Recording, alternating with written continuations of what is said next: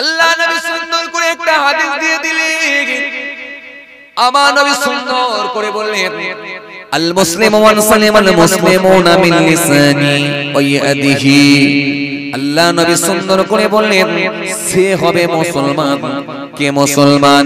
কে মুসলমান? দাড়িওয়ালা লোকটা মুসলমান না না। কে মুসলমান? টুপিওয়ালা লোকটা মুসলমান না না। জুব্বাওয়ালা লোকটা মুসলমান না না।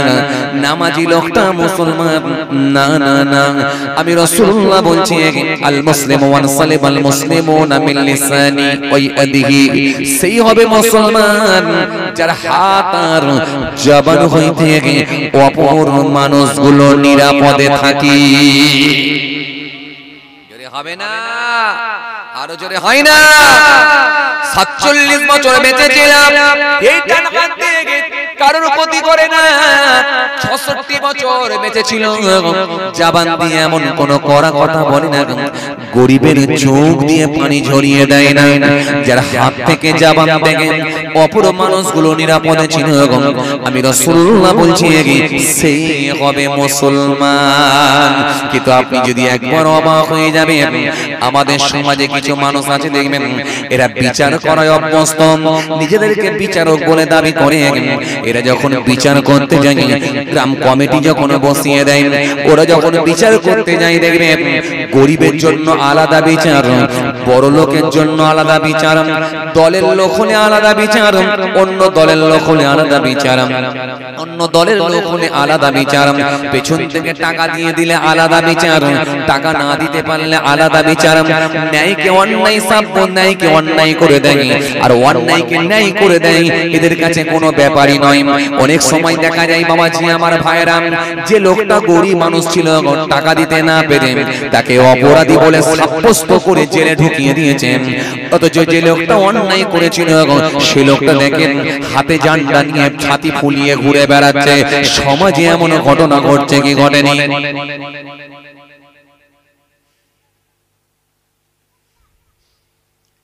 এই জন্য আমার আল্লাহ সুন্দর করে বলেন, কোরআন কারীমের মধ্যে আমার আল্লাহ বললেন, ইন্নাল্লাহা ইয়ামুরুকুম আন তুআদ্দুল আমানাতি ইলা আহলিহা ওয়া ইযা হাকামতুম বাইনান নাস আন তাহকুমু বিল আদলি ইন্নাল্লাহা নি'মা ইয়া'iযুকুম বিহি ইন্নাল্লাহা কানা সামিআন বাসীরা। আল্লাহ সুন্দর করে বললেন, কোরআনের মধ্যে জানেন সুন্দর করে বললেন, ওয়ালাকাদ আহলাকনাল কুরুনা মিন ক্বাবলিকুম লাম্মা যালামু ওয়া জাআতুহুম রাসূলুহুম বিল বাইয়িনাতি ওয়া মা কানু লিয়ুমিনু কাযালিকা নাজজির কওমাল মুজরিমিন। কিছু বুঝতে পারছেন বাবাজি? কষ্ট হচ্ছে নাকি আপনাদের? মাশাআল্লাহ মাশাআল্লাহ। তাকাত তাকাত যে চলে।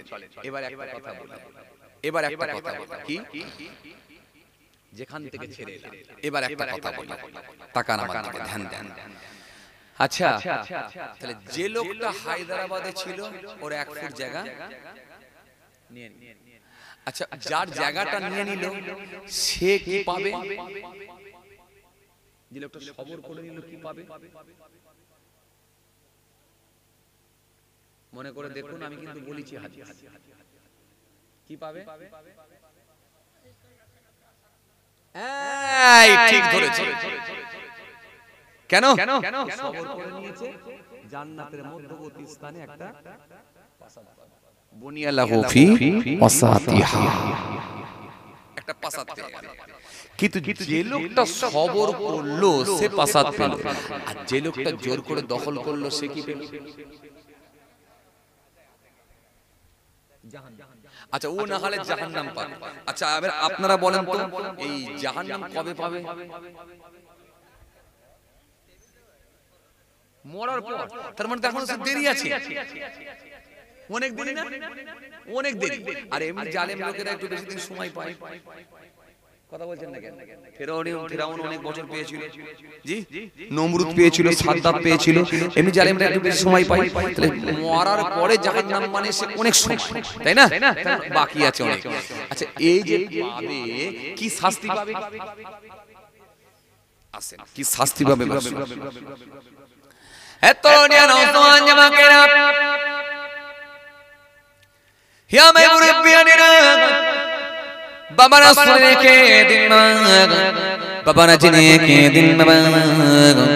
এই জন্য আবার নবী হাদিস পাকের মধ্যে বলেছেন, হযরত সাঈদ ইবনে যায়েদ থেকে বর্ণিত হাদিস, আল্লাহ নবী সুন্দর করে বললেন, কি বললেন?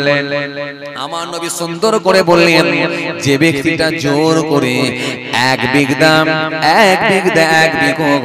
জায়গা দখল করে নেবে কাল কিয়ামতের ময়দানে, আমার আল্লাহ পাক নারাজ হয়ে গিয়ে, আমার আল্লাহ পাক সেই দিনেতে, আমার আল্লাহ পাক সেই দিনেতে 7 তবক জমিনটাকে বেরি করে তার গলায় পরিয়ে দেবে।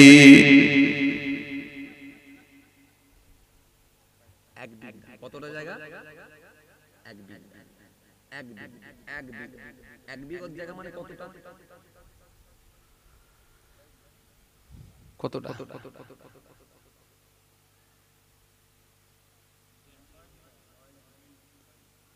হ্যাঁ 6 ইঞ্চি না 9 ইঞ্চি কোনটা?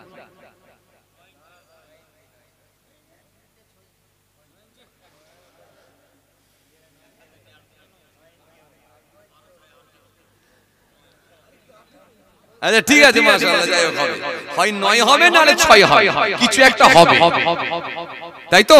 হয় 9 নালে 6, 9 6 9 6 15 নয় তো, 15 নয়, তাহলে হয় 9 নালে 6, কিন্তু 15 নয়। চলো তাহলে দুটোর মধ্যে একটা হবে, ঠিক আছে, চাপ নাই।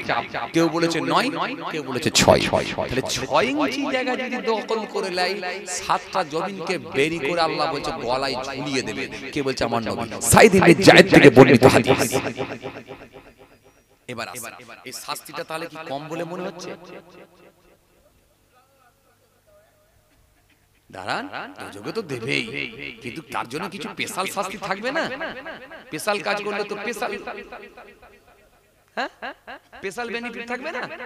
ভালো কাজ কেউ করেছে, স্পেশাল কাজ করেছে, তার জন্য স্পেশাল বেনিফিট থাকবে, এটা তো স্বাভাবিক। তো স্পেশাল অন্যায় করেছে মানে কিছু তো আলাদা শাস্তি থাকবে, এটা আলাদা শাস্তি হচ্ছে, তারপরে তো যুক্ত হবেই। চলুন, এর ব্যাখ্যায় মোট 5খানা পয়েন্ট পেয়েছি আমি। এক নম্বরে বলা হয়েছে 7টা জমিনকে আমার আল্লাহ বেরি করে তার গলায় পরিয়ে দেবে। দ্বিতীয় নম্বরে 2 নম্বরে বলা হয়েছে আমার আল্লাহ নারাজ হয়ে গিয়ে সে কিয়ামতের দিনে 7টা জমিনকে আমার আল্লাহ গর্ত খনন করার নির্দেশ দেবেন। 7টা জমিনকে গর্ত খুলতে হবে। জমিন 7টা আছে জানেন? এই 7 তবক জমিন পর্যন্ত গর্ত খুলতে হবে, না হলে এর ব্যাখ্যা 3 নম্বরে এসেছে। 3 নম্বরে বলা হয়েছে, এর ব্যাখ্যায় বলা হয়েছে ওয়াতবা। 3 নম্বর পয়েন্ট ওয়াতবা, ওই জায়গাতে আমার আল্লাহ 7টা জমিনকে মাথায় করে দিয়ে উঠতে বাধ্য করবেন। ওয়াতবা ওই জায়গাতে আমার আল্লাহ তাকে ঘিরে দেবেন, পুঁতে দেবেন। কটা হলো? 4টে। অথবা 5 নম্বর 5 নম্বর হলো কাল কিয়ামতের ময়দানে 7টা জমিনকে আমার আল্লাহ বেরি করে তার গলায় ঝুলিয়ে দেবেন, দিয়ে 1 বিঘা জায়গা, ওই 6 ইঞ্চি জায়গার হিসাব চাইবেন। যতক্ষণ না 6 ইঞ্চি জায়গার হিসাব দিতে পারবে না, গলার বেরি তো আমার আল্লাহ খুলতে দেবে না। এই জন্য 6 ইঞ্চি জায়গা, 1 বিঘা জায়গা যদি দখল করে নেয়, তার জন্য আমার আল্লাহ শাস্তি নির্ধারণ করে দিয়েছেন।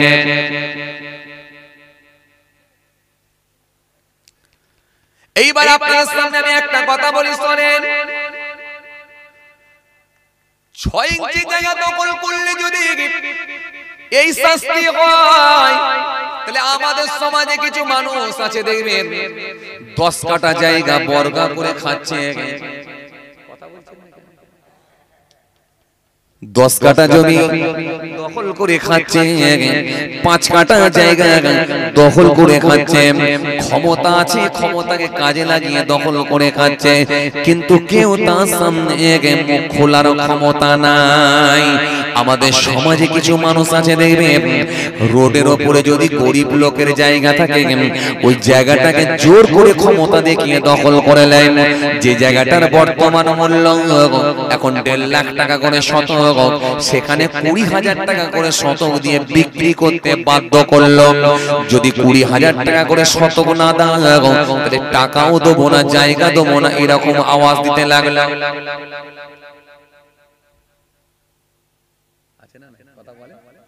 আছে তাহলে এক বিঘত জায়গা 6 ইঞ্চি কিংবা 9 ইঞ্চি জায়গা যদি দখল করলে ওই শাস্তি পেতে হয়। তাহলে গরিবের জমি যদি দখল করে নেওয়া হয়, গরিবের পুকুর থেকে যদি মাছ তুলে নেওয়া হয়, তাহলে কেমন শাস্তি আমার আল্লাহ রেখে দিয়েছেন একবার ভাবতে হবে ভাই। এই জন্য কোরআন স্পষ্ট ঘোষণা দিয়েছে, আল্লাহ রাব্বুল আলামিন সুন্দর করে বলেছেন, সুন্দর করে আমার আল্লাহ বললেন ওয়ালাকাদ আহলাকনাল কুরুনা মিন ক্বাবলিকুম লাম্মা যালামু। আল্লাহ সুন্দর করে বললেন ওয়ালাকাদ আহলাকনাল কুরুনা মিন ক্বাবলিকুম, তোমাদের পূর্বের বহু প্রজন্মকে আমি আল্লাহ ধ্বংস করে দিয়েছি লাম্মা যালামু, যখন তারা জুলুম করেছিল। যখন তারা জুলুম করেছিল, পূর্বেও বহু লোক জুলুম করেছে কি করেনি? করেছে কি করেনি? করেছে। বড় বড় স্টার মার্কা লোক আছে না নাই? নাম হলো তার ফেরাউন, নাম হলো তার নামরুদ, নাম হলো তার উতবা, নাম হলো তার সাইবা, নাম হলো তার আবু জাহেল, নাম হলো তার আবু লাহাব। আর এরকম নাম আছে না যে আবু লাহাবকে নিয়ে আমার আল্লাহ কোরআন শরীফের মধ্যে একটা সূরা বানালেন, সূরা তৈরি করলেন, যে সূরাটা হলো সূরা লাহাব। তাব্বাত ইয়াদা আবি লাহাব ওয়া তাব। আল্লাহ কোরআনের মধ্যে বললেন আবু লাহাবের হস্ত দুটো, আবু লাহাবের হাত দুটো ধ্বংস হয়ে যাক। মা আগনা আনহু মালুহু ওয়া মা কাসাব, সংসারে সে যা কিছু উপার্জন করেছে সব ধ্বংস হয়ে যাক। সায়াসলা নারান জাতাল হাবিব, অতি সত্বর আমি আল্লাহ তাকে জাহান্নামের আগুনে নিক্ষেপ করব। ও আমরাতু, তার সঙ্গী তার স্ত্রীকেও করে দেব হাম্মালাতুল হাতাব। কোন স্ত্রী? সে কাঠের বোঝা বহনকারিণী স্ত্রী। ফি জিদিহা হাবলুম মিন মাসাদ, তার মরণটা এত কষ্টদায়ক করে দেব, খেজুর গাছের রশিটা গিয়ে গলায় বসে যাবে, কাঠের বোঝাটা পেছন দিকে উল্টে যাবে। এই অবস্থায় আমি আল্লাহ তার মত লিখে রেখেছি। কার মত? আপনারা জানেন আবুল হাবের স্ত্রী ছিল যার নাম হলো উম্মে জামিলা। উম্মে জামিলা যখন কাঠ বিক্রি করার জন্য যেত, পাড়াতে পাড়াতে গিয়ে গ্রামে গ্রামে গিয়ে মুহাম্মদ সাল্লাল্লাহু আলাইহি ওয়াসাল্লাম বড় খারাপ লোক, মুহাম্মদ সাল্লাল্লাহু আলাইহি ওয়াসাল্লাম বড় নোংরা লোক, মুহাম্মদ সাল্লাল্লাহু আলাইহি ওয়াসাল্লাম বড় খারাপ লোক ইত্যাদি ইত্যাদি করে দুর্নাম বদনাম করত, আল্লাহর নবীর শানকে ছোট করার চেষ্টা করত। এইজন্য আমার আল্লাহ বললেন ও আমরা তার সঙ্গী তার স্ত্রীকেও করে দেব, তার বিবিকেও আমি আল্লাহ একই সঙ্গে জাহান্নামে ঢুকিয়ে দুজনকে আমি আল্লাহ সাইজ করব। সব বদমাশ ছিল কি ছিল? ছিল। এর নাম হলো আবু লাহাব। নিজেকে মনে করতো আমি বিরাট নবাব, জুলুম করা হলো তার স্বভাব, নাম হলো তার আবু লাহাব। আল্লাহ যখন ধরেছিলেন করে দিলেন পুরো বরবাদ। যার নাম হলো কারক, আল্লাহ সময় দিলেন কত পারবে ও বারক, ওর নাম হলো কারক। যখন সব সীমা লঙ্ঘন করলো, আমার নবীর ওপরে জুলুম করা শুরু করলো, আমার আল্লাহ সহ্য করতে পারলেন না। আমার নবী একটু বদদোয়া করলেন, বদদোয়া করে বলেন আল্লাহ ওর নাম হলো কারক, আল্লাহ এবারে ওকে ধরো। সেই কারকের নাম আল্লাহ মিটিয়ে দিলেন, অস্তিত্বকে বিলীন করলেন, জমিনের নিচে আল্লাহ ঢুকিয়ে দিয়ে ফিনিশ করে দিয়েছিলেন। এরকম পৃথিবীর জমিনে যারা জুলুম করেছিল তাদের অস্তিত্বকে আমার আল্লাহ বিলীন করে দিয়েছিলেন। আপনাদের জানা আছে সামুদ জাতি বলে একটা গোত্র ছিল, আদ সম্প্রদায় বলে একটা সম্প্রদায় ছিল। আদ সম্প্রদায় তাদের কাছে আমার আল্লাহ জানিয়ে দিয়েছিলেন, পাঠিয়েছিলেন একজন নবী যার নাম হলো নবী হুদ। আল্লাহ নবী সুন্দর করে আল্লাহ পাঠালেন, পাঠিয়ে বললেন ও আমার নবী বলে দাও সামুদ গোত্র পাঠিয়ে দিচ্ছি তোমাকে দিয়ে একটা পত্র, যদি মেনে নেয় হয়ে যায় তারা ভদ্র, আর না হলে আমি আল্লাহ পাল্টে দেবো কিন্তু চিত্র। যখন তারা মানল না, আমার আল্লাহ বললেন আজ ছাড়বো না। পাঠালেন ফেরেশতা জিবরাইলকে, ও জিবরাইল করে দাও ওদেরকে এবারে কাইল। হযরত জিবরাইল ফেরেশতা এলেন, ডানাখানা জমিনের উপরে লাগালেন, জামাখানা জমিনের উপরে লাগিয়ে দিয়ে পুরো ফিনিশ করে দিলেন। পরাটার মতো ওই কওমকে, ওই জাতিকে উল্টে দিয়েছিলেন, পরাটার মতো পুরো উল্টে দিয়ে ফিনিশ করে দিয়েছিলেন। পৃথিবীর জমিনে যারা মাসপানি করবে, পৃথিবীর জমিনে যারা ক্ষমতা দেখাবে, পৃথিবীর জমিনে যারা ক্ষমতার অপব্যবহার করবে, আমার আল্লাহ সময় দেন কিন্তু ছেড়ে দেন না। যখন ধরবেন তখন কিন্তু আর কিন্তু পালাবার কোনো জায়গা পাবে না। এজন্য আল্লাহ কোরআনে কারীমের মধ্যে সুন্দর করে বললেন ওয়ালাকাদ আহলাকনাল কুরুনা মিন ক্বাবলিকুম লাম্মা যালামু ওয়া জাআতুহুম রাসূলুহুম বিল বাইয়িনাত। আমি আল্লাহ তাদের কাছে রাসূল পাঠিয়েছিলাম, নবী পাঠিয়েছিলাম প্রমাণাদি সহ লিউমিনু, কিন্তু তারা ঈমান আনে না, তারা কিন্তু ঈমান আনে না। আমি আল্লাহ বলি কাযালিকা নাজিজিল কওমাল মুজরিমিন, আর আমি আল্লাহ ওই সমস্ত কওমগুলোকে, জালেমদেরকে, কওমগুলোকে এইভাবে ধ্বংস করি।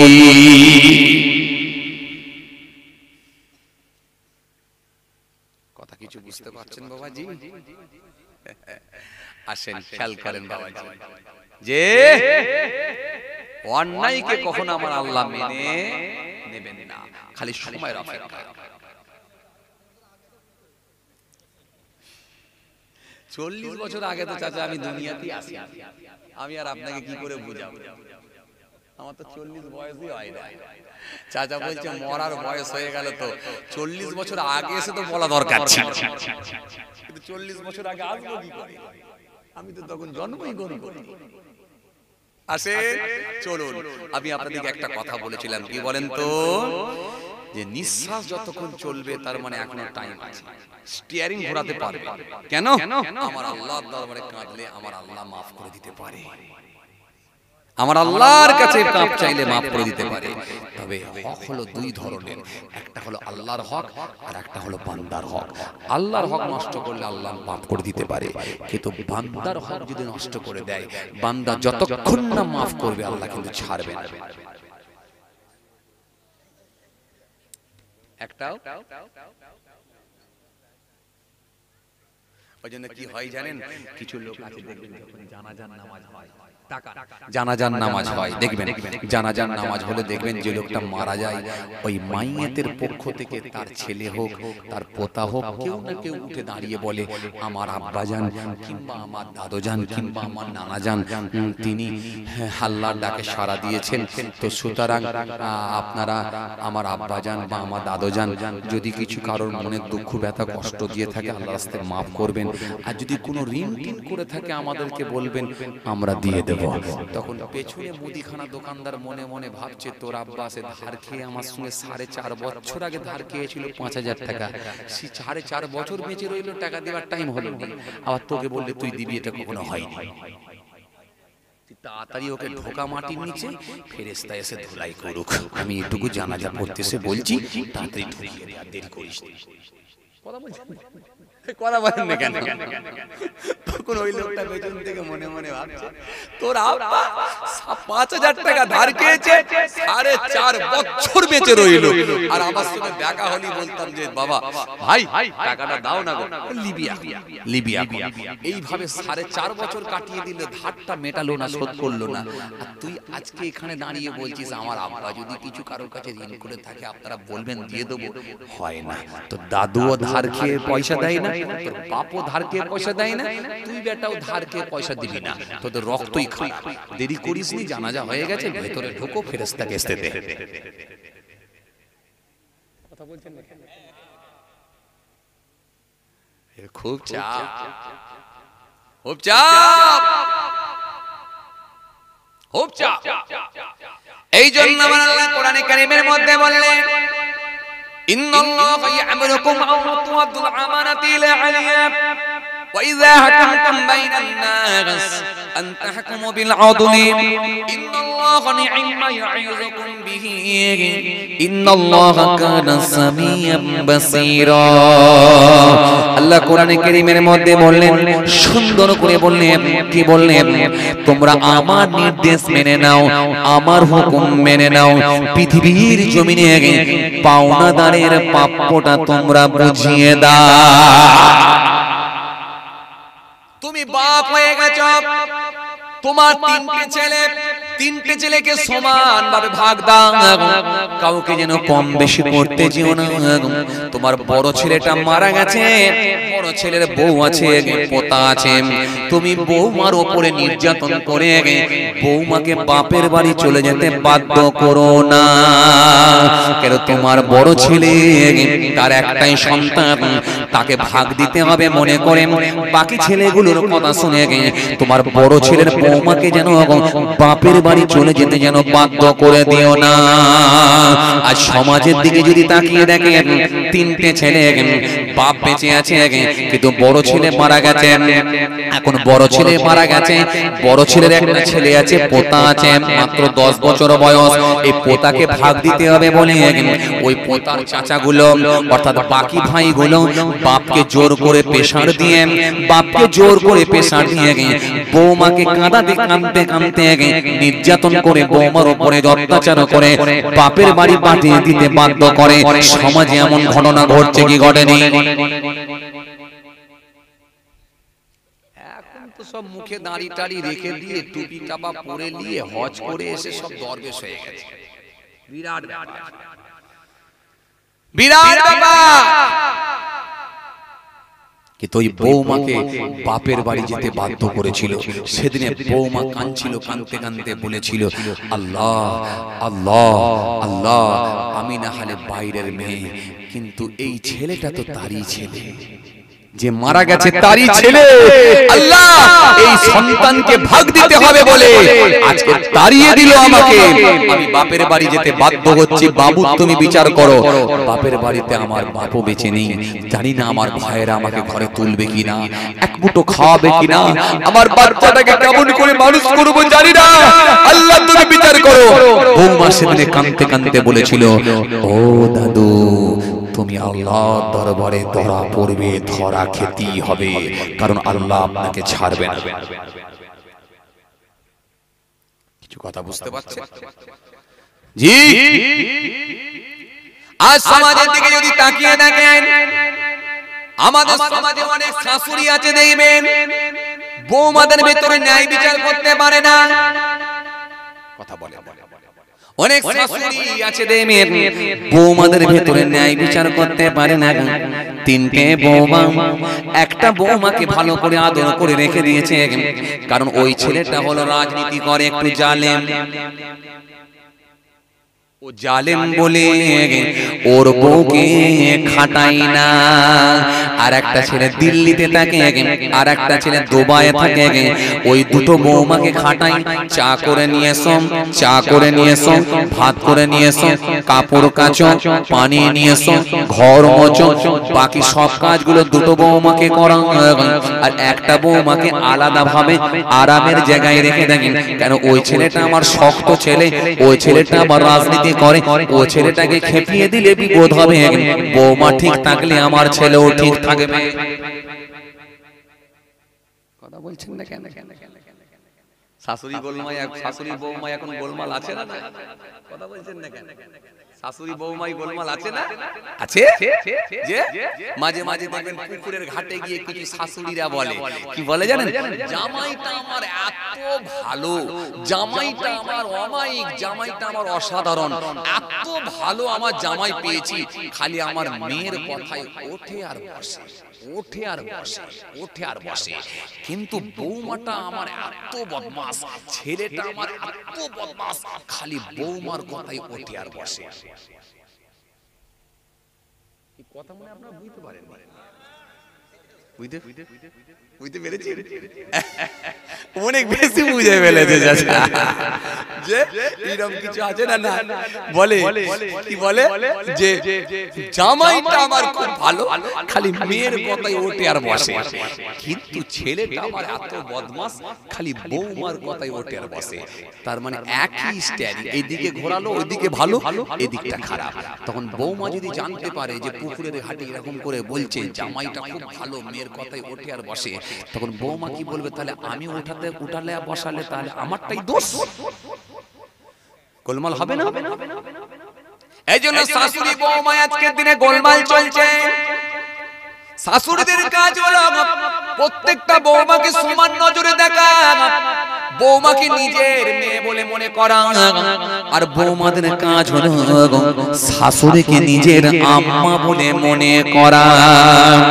যেদিনে বৌমারা শাশুড়িকে নিজের মা বলে মনে নিতে পারবে, যেদিনে শাশুড়িরা নিজের বৌমাকে মেয়ে বলে মেনে নিতে পারবে, যেদিনে বুঝে নেবে আমার মেয়ে তো আর ঘরে নাই, সে পরের বাড়ি চলে গেছে, আর অন্যজনের বাড়ি থেকে যে বউটাকে আমার ঘরে নিয়ে এসেছে এটাই হলো আমার নিজের মেয়ে, নিজের মেয়ে বলে যেদিনে মেনে নিতে পারবে, যেদিনে বৌমা শাশুড়িকে মনে করতে পারবে আমার মা তো ঘরে আছে, সে আসবে না, আমি যে বাড়িতে এসেছি এটাই হলো আমার ঘর, এখানে যে আমার শাশুড়ি আছে এই হলো আমার নিজের মা।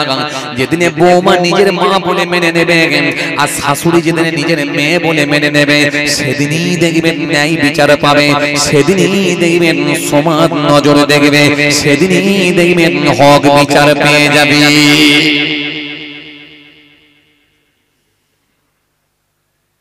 এতনিয়া নওজওয়ান জামাকেরা, ইয়া মেমুরে পিয়ানিরা, বাবা রাসূল রেখে দিয়ে কোরআন শরীফের যে আয়াতটা বলতে বলতে আমি চলে এলাম। আল্লাহ রাব্বুল আলামিন কি বললেন? তোমরা পৃথিবীর জমিনে পাওনাদারের মালটা বুঝিয়ে দাও, তার প্রাপ্যটা তোমরা বুঝিয়ে দাও। এরপরে আমার আল্লাহ কি বললেন? এরপরে আমার আল্লাহ সুন্দর করে বললেন, পৃথিবীর জমিনে যখন তোমরা বিচার করবে, হক ভাবে বিচার করবে, পৃথিবীর জমিনে আমার কোরআন দিয়ে তোমরা বিচার করবে।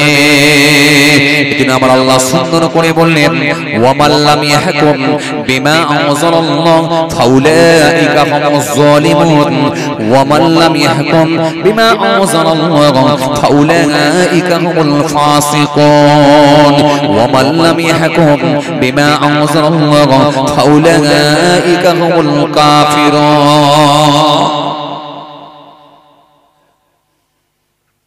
চলুন আপনাদেরকে আমি একটা প্রশ্ন করি, একটা কথা উত্তর দেন তো আপনারা, বলেন তো দেখি। এখন মনে করুন দুনিয়ার জমিনে কোন একটা লোক ধরুন মার্ডার করেছে, খুন করেছে, এরপরে যখন পুলিশ তাকে অ্যারেস্ট করে নিয়ে যাবে, প্রশাসন যখন তাকে ধরে নিয়ে যাবে, ধরে নিয়ে যাওয়ার পর বেশ কিছুদিন কেস চলার পরে এখন বিচারক যখন বিচার করবে বা রায় দেবে, কি বিচার হবে? যদি ন্যায় বিচারই হয় কি হবে?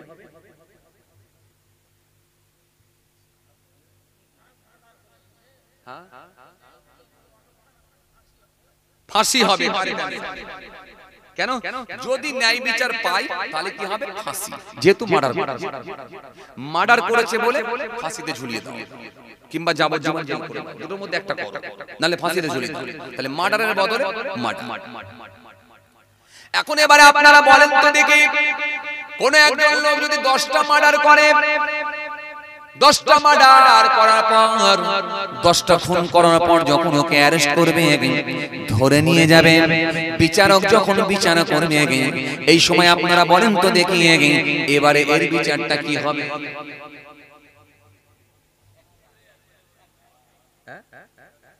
একটাই ফাঁসি। যদি একটাই হয় ফাঁসি হয়ে যায়, তাহলে আগের লোকটা করেছিল কটা? একটা করেছিল, একটা বিচার হয়েছিল, ফাঁসি মিটে গেল। কিন্তু এই লোকটা করেছে কটা? 10টা। যদি তাকে ফাঁসি দিয়ে দেয়া তাহলে একটার ফাঁসি হলো, মানে বাকি রইল কটা? ও তো চলে গেল, কিন্তু রইল গেল কটা? কি করে থাকলো না? ও তো 10টা করেছে, ও চলে গেল, তাহলে একটা লোক গেল, কিন্তু করেছে কটা? 10টা। একটা শোধ হলো। এই ঠিক ধরেছে চাচা, একটাই শোধ হলো, 9টা ডিউ। এই 9টা যে বাকি রইল, ওই 9টার বিচার কে করবে? আসলে তো হবে ইনশাআল্লাহ, কিন্তু এখানে বিচার করার লোক, এখানে বিচার করার লোক না। এই জন্য বাবাজি আমার ভাইরা, এই 9টার বিচার যে বাকি রয়ে গেল, এই 9টার বিচার কে করবে? 9টার বিচার করবে আমার আল্লাহ। এই জন্য আমার আল্লাহ বলছেন, আমি হলাম উত্তম বিচারক, আহকামুল হাকিমিন, উত্তম বিচারক, বিচারকদের বিচারক, উত্তম বিচারক। দুনিয়ার মানুষ তাদের হিসাবে যদি বিচার হয় একটা মার্ডার হবে, কিন্তু বাকি রয়েছে কটা? এখনো 9টা। কিন্তু আমি আল্লাহ যখন বিচার করব, ওই লোকটাকে আমি 10 বার মার্ডার করব। তার মানে একবার মার্ডার করব, ফের জিন্দা করব, আবার মার্ডার করব, আবার জিন্দা করব, আবার মার্ডার করব, আবার জিন্দা করব, আবার মার্ডার করব, আবার জিন্দা করব। মোট 10 বার তাকে মার্ডার করব।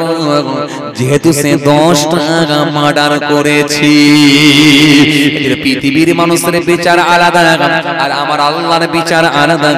নবীদের বিচার আলাদা, মানুষের বিচার আলাদা। রাসূলদের বিচার আলাদা, মানুষের বিচার আলাদা। আজকের বিচার আলাদা, সেই সময়কার বিচার আলাদা। সাহাবায়ে কেরামেরাও বিচার করেছিলেন, খলিফা হযরত ওমর ফারুক বিচার করেছিলেন, মুসলিম জাহানের প্রথম খলিফা আবু বকর হুজুর তিনিও বিচার করেছিলেন, সাহাবায়ে কেরামেরা বিচার করেছিলেন, নবী রাসূলরাও বিচার করেছিলেন। দাউদ নবীর জামানাও বিচার হয়েছিল, সেই বিচারটা ছিল জিনজিলের বিচার, শিকলের বিচার। সুলাইমান নবীর জামানায় বিচার ছিল, সেই বিচারটা ছিল হাওয়ার বিচার, হাওয়ার বিচার। মুসা কালিমুল্লাহর জামানায় বিচার ছিল, সেই বিচারটা ছিল লাঠির বিচার, লাঠির বিচার। মুসা নবীর জামানায় বিচার ছিল, সেটা হলো লাঠির বিচার, লাঠির বিচার, লাঠির বিচার।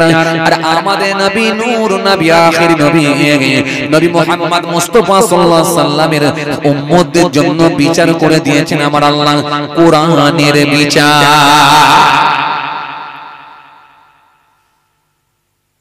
চলুন এবার আপনাদেরকে একটুখানি বলি লাঠির বিচার কেমন। কষ্ট হচ্ছে নাকি আপনাদের? হ্যাঁ, কষ্ট নেই? আল্লাহু আকবার বলেন ভাই, কষ্ট হচ্ছে নাকি? আল্লাহু আকবার। আল্লাহ একবার তাকবীর দেন, নারায়ে তাকবীর। আর একটু জোরে দেন না, নারায়ে তাকবীর। আর একটু জোরে দেন না, নারায়ে তাকবীর।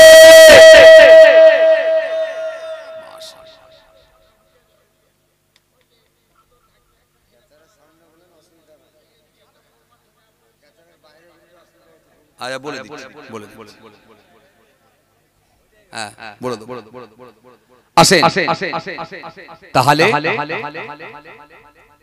নবীদের বিচার কেমন ছিল, সাহাবায়ে কিরামদের বিচার কেমন ছিল, তাবিঈনদের বিচার কেমন ছিল, এই বিচারের সব পাঠ কিন্তু আলাদা ছিল। মুসা নবীর জামানায় ছিল লাঠির বিচার, সুলাইমান নবীর জামানায় ছিল হাওয়ার বিচার, জুলকারনাইনের জামানায় ছিল পানির বিচার, দাউদ নবীর জামানায় ছিল শিকলের বিচার। আর আমাদের নবী নূর নবী আখিরি নবী নবী মুহাম্মদ মুস্তাফা সাল্লাল্লাহু আলাইহি ওয়াসাল্লামের আমার নবীর উম্মতদের জন্য আল্লাহ করে দিয়েছেন কোরআনের বিচার। কেন মুসা নবীর জামানায় যখন বিচার হতো সে বিচারটা ছিল লাঠির বিচার। লাঠির বিচার কেমন জানেন? কেমন জানেন? অপরাধী বলে যদি কে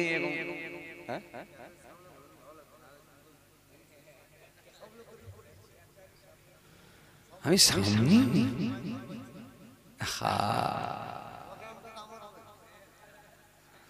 না না আমি সার্টিফিকেট দিয়ে যাবো, আবার আগামী বছর মাইকম্যান পাকা হবে। আমরা বললি পাকা।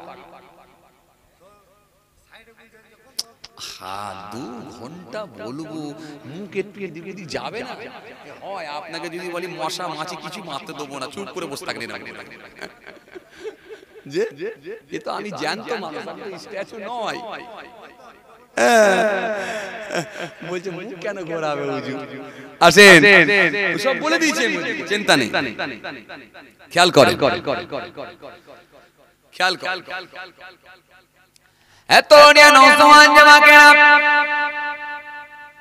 হে আমার মুরব্বিয়ানেরা, বাবা রাসূলের কে দিন বাবা, যে কথা আপনাদের বোঝাতে চাইছিলাম, তাহলে মুসা নবীর জামানায় ছিল আলাদা বিচার, দাউদ নবীর জামানায় আলাদা বিচার, জুলকারনাইনের জামানায় আলাদা বিচার, সুলাইমান নবীর জামানায় আলাদা বিচার। এই বিচারগুলো ছিল আলাদা আলাদা বিচার। আচ্ছা এবারে আপনারা একটু বলেন তো দেখি, মুসা নবী নবী ছিলেন না রাসূল ছিলেন?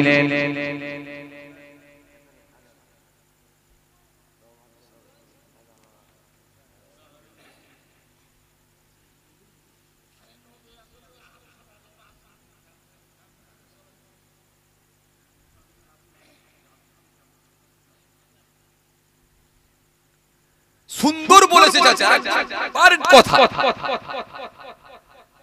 খুব ভালো বলেছে। তার মানে আপনারা খুব ভালো ওয়াজ শুনেন, আমি বুঝতে পারলাম। খুব ধ্যান মন দিয়ে ওয়াজ শুনেন, একদম সঠিকটাই আন্দাজে বললে তো হবে না। উনি খুলেই বলে দিয়েছেন, যার উপর কিতাব আছে তিনি হলেন রাসূল, আর যিনি রাসূল তিনি অবশ্যই নবী। বুঝে গেল? তাহলে মুসা নবীর উপরে একটা কিতাব এসেছিল, কোন কিতাব?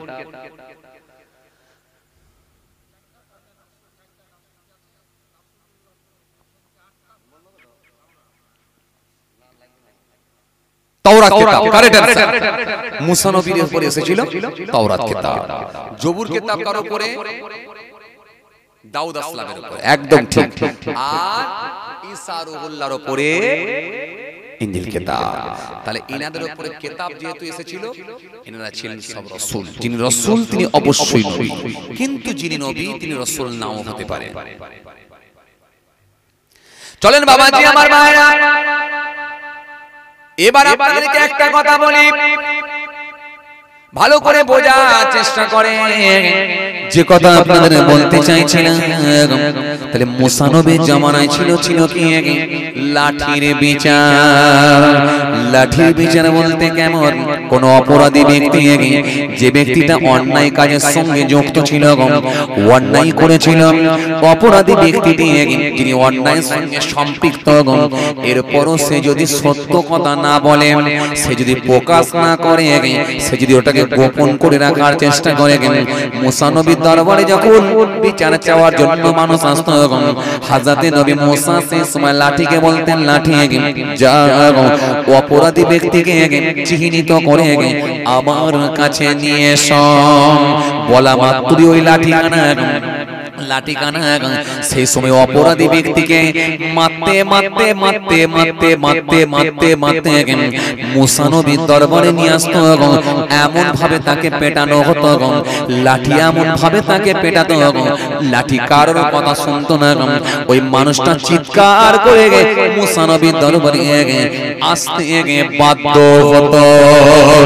যতক্ষণ না আসবে মার কিন্তু বন্ধ।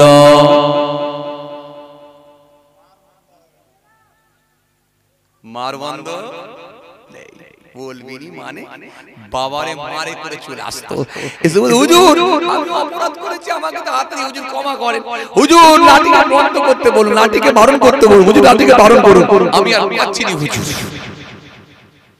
আজ যদি লাঠির বিচার থাকতো কেমন হতো কথা বলে, তাহলে আর একটাও পাওয়া যেত, চোর গন্ডা বদমাইশ বাটপার চিটিংবাজ একটাও পাওয়া যেত, সব কমপ্লিট হয়ে যেত লাঠির বিচার যদি থাকতো। কিন্তু আমার আল্লাহ পাক আমাদের নবীর জন্য আলাদা, নবীর উম্মতদের জন্য আলাদা, কারণ আমার আল্লাহ চাননি আমার নবীর উম্মতদেরকে আমি আল্লাহ বেইজ্জতি করব, এটা আমি আল্লাহ চাইনি। তোমাদের মধ্যে যখন কোনো সমস্যা হবে আমি আল্লাহ বলছি তোমরা কোরআন দিয়ে তোমরা ফয়সালা করে নেবে।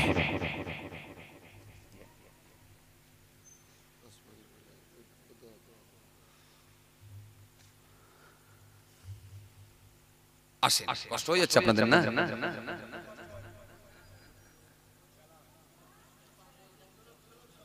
এই সকাল অবধি চলো,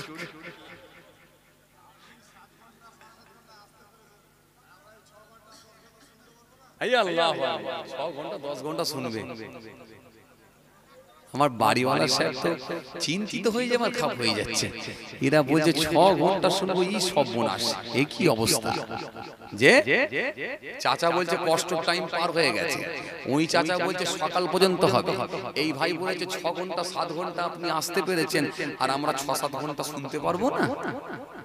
সত্যি তাই, এই ঘটনাও ঘটেছে আমার কাছে, ঘটেনি যে তা না। আল্লাহু আকবার। জি রাত 12টার সময় স্টেজে উঠেছি, হুজুর আরেকটু বলুন, আরেকটু বলুন, আরেকটু বলুন করতে করতে করতে করতে ফজরের আজান, মসজিদে আজান শুরু হয়ে গেল।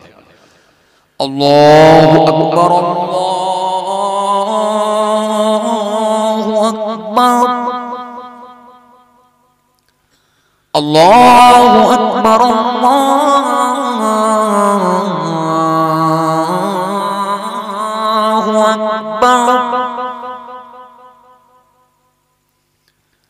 আশহাদু আন লা ইলাহা ইল্লাল্লাহ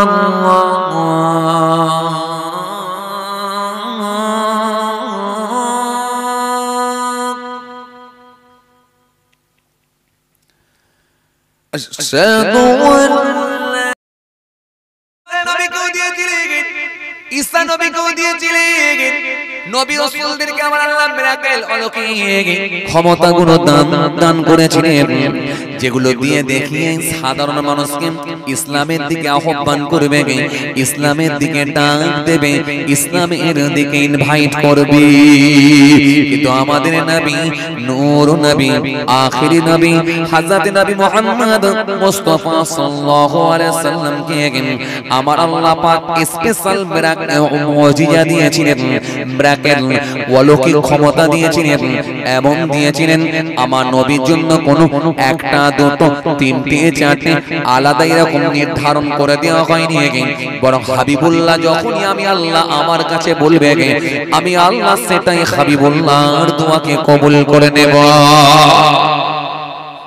স্পেশাল নবী, স্পেশাল কথা বুঝছেন, ইনি হলেন স্পেশাল। জি ইনি ভিআইপি, এই ভিআইপি সিট আলাদা, এ অফার আলাদা, যা বলবে তাই হবে। আগুনের ইশারা দিয়েছে, আল্লাহ কবুল করে নিয়ে আকাশে চাঁদ দ্বিখণ্ডিত করে দিয়েছে। আগুনের ইশারা দিয়েছেন, ডোবা সূর্য আবার পুনরায় ফের উদিত হয়েছে। আগুনের ইশারা দিয়েছে, আল্লাহর দরবারে দোয়া কবুল হয়ে গেছে। নবী আমার হাতখানাকে লম্বা করেছে, আঙুলখানাকে লম্বা করেছে, আগুনের মাথা দিয়ে নখের মাথা দিয়ে ঝর্ণার ন্যায় পানি ঝরেছে।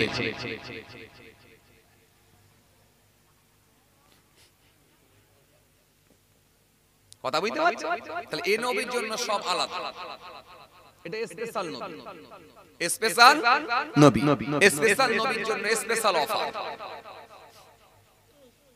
কথা বুঝছেন? চলুন এই সুলাইমান নবীর জামানায় যে কথা বোঝাতে চাইছি, সুলাইমান নবীর জামানায় কতগুলো পাখি এক জায়গায় বসে আছে, কতগুলো পাখি খোলা জমিনের উপরে বসে আছে, কতগুলো পাখি, কতগুলো পাখি সুলাইমান নবীর জামানায় বসে আছে। আর রাস্তার উপর দিয়ে একজন দরবেশ লোক, একজন সাধু লোক, একজন ভালো লোক রাস্তার উপর দিয়ে হেঁটে হেঁটে হেঁটে হেঁটে হেঁটে হেঁটে আসছে। এখন পাখিগুলো বলাবলি করতে লেগেছে, ওই দেখো দুপায়া মানুষ আসছে, ওদের পাখির উপরে লোভ বেশি, পাখির মাংসের উপরে গোস্তের উপরে লোভ বেশি, চলো উড়ে পড়ো, পালিয়ে চলো। এই পাখিগুলোর ভেতরে একটা পাখি বলতে লেগেছে, ভয় পেও না। কিতাবের মধ্যে পড়ছিলাম, এই পাখিগুলোর ভেতরে একটা পাখি বলতে লেগেছে, ও আমার সঙ্গী পাখিরা, ভয় পেও না। ওই মানুষটা হলো সাধু, ওই মানুষটা হলো দরবেশ, ওই মানুষটা হলো ভালো মানুষ। ভালো মানুষ না থাকলে পৃথিবী থাকবে না। যতদিন ভালো মানুষ থাকবে ততদিন কিন্তু কিয়ামত হবে না। এজন্য সেই পাখিটি বলতে লেগেছে, জ্যোৎস্নার শোভা পাই চন্দ্রের রাতে, আর জগতের শোভা পাই সাধুতাই। সাধু না থাকলে, দরবেশ না থাকলে, ভালো মানুষ না থাকলে বায়ু সুন্দর করে বইবে না, সূর্য আর টাইমে উদিত হবে না, টাইমে আর অস্ত্র যাবে না, সব সিস্টেম পাল্টে যাবে, আকাশ থেকে বৃষ্টি আর হবে না। যতদিন ভালো মানুষ থাকবে সিস্টেম ওয়াইজ চলবে, ভালো মানুষ না থাকলে কিয়ামত হয়ে যাবে। কথা শুনছেন? কে বলছে? একটা বাকি পাখিগুলো বলছে ভয় পেও, আর বাকি পাখিগুলো বলছে মানুষ আসছে পালিয়ে চলো, মানুষকে বিশ্বাস নেই। যখন এই পাখিটা এরকম কথা বলতে লেগেছে, বাকি পাখিগুলো বলতে লেগেছে, না ভাই ভয় পেও না। বাকি পাখিগুলো বলছে, না ভাই আমরা থাকবো না। একটা পাখি বলছে ভয় পেও না, বাকি পাখিগুলো বলছে, না ভাই আমরা থাকবো না। কেন? দুপায়া মানুষকে কখনো বিশ্বাস করি না। এরা সামান্য জমির আল কাটতে গিয়ে প্রতিবেশীকে কোদাল দিয়ে কুপিয়ে মেরে ফেলে। এরা দুপায়া মানুষ, বিশ্বাস করি না।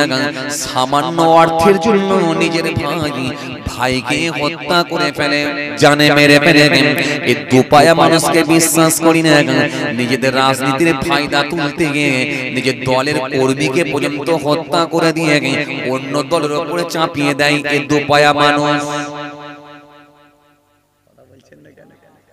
দুপায়া সব পারে, এদেরকে বিশ্বাস নয়, কেটে পড়ো। বাকি পাখিগুলো বলছে পালিয়ে চলো, কিন্তু একটা পাখি বলছে ভয় পেও না বলো। কিন্তু বাকি পাখিগুলো বলল, না না দুপায়াকে বিশ্বাস নাই বলে বাকি পাখিগুলো উড়ে চলে গিয়ে তফাতে গিয়ে বসলো। কিতাবের মধ্যে পাওয়া যায়, ওই দরবেশ লোকটা, সাধু লোকটা যখন আগিয়ে আগিয়ে চলে, কিন্তু ওই একটা পাখি যে বিশ্বাস করেছিল, সে বিশ্বাসের উপরে এত অটল ছিল, সে তার নিজের জায়গা দিয়ে বসে রয়ে গেল, কিন্তু উড়ে গেল না। সে যখন তার নিজের জায়গায় বসে রয়ে গেল,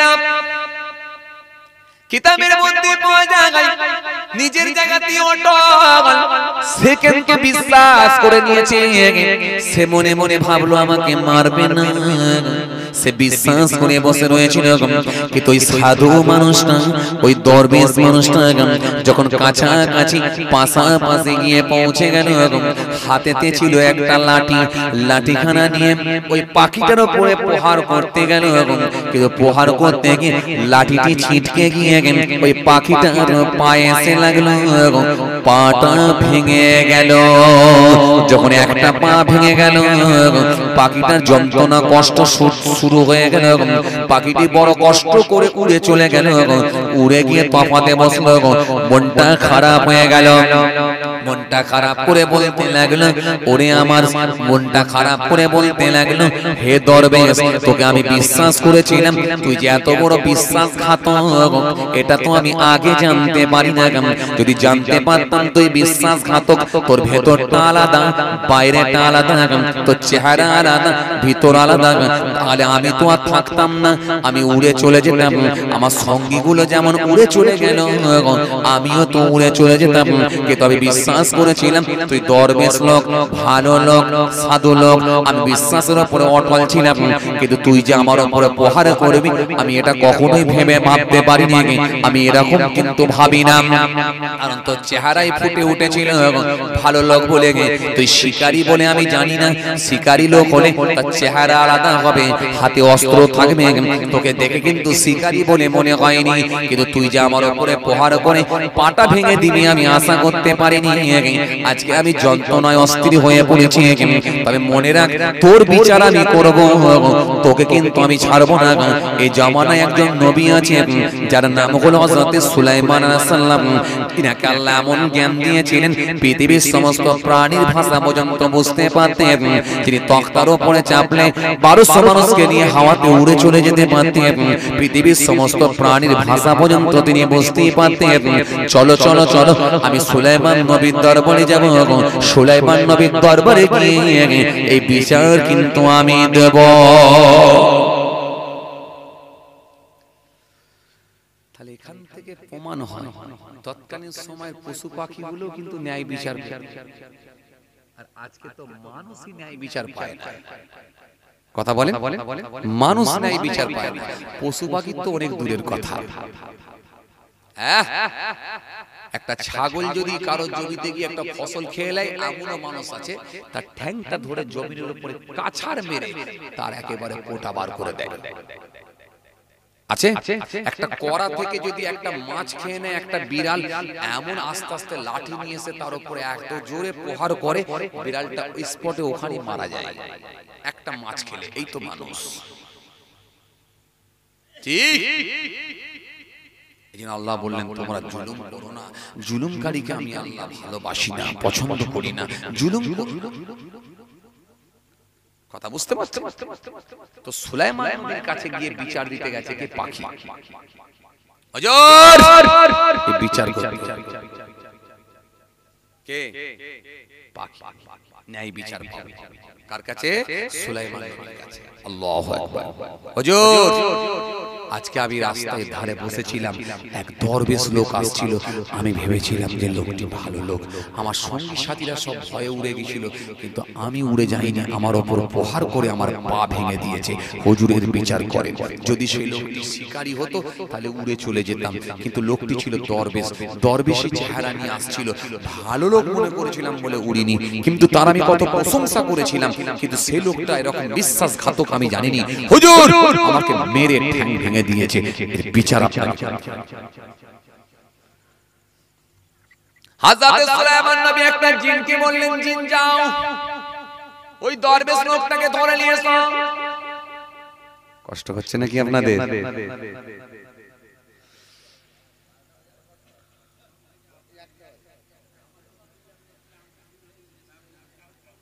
কারো তন্দানা নাই।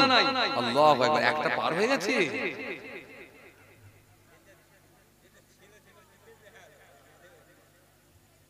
একটা পার হয়ে গেছে দেখছি তো। সামদ ভাই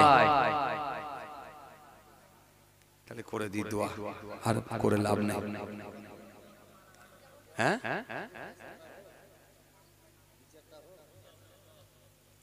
দেরি হয়ে যাবে।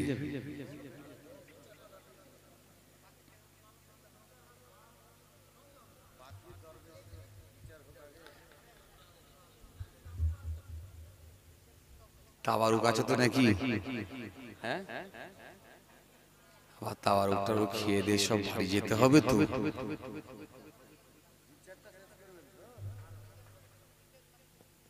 এই বিচার শেষ করতে গেলে দেরি হয়ে যাবে।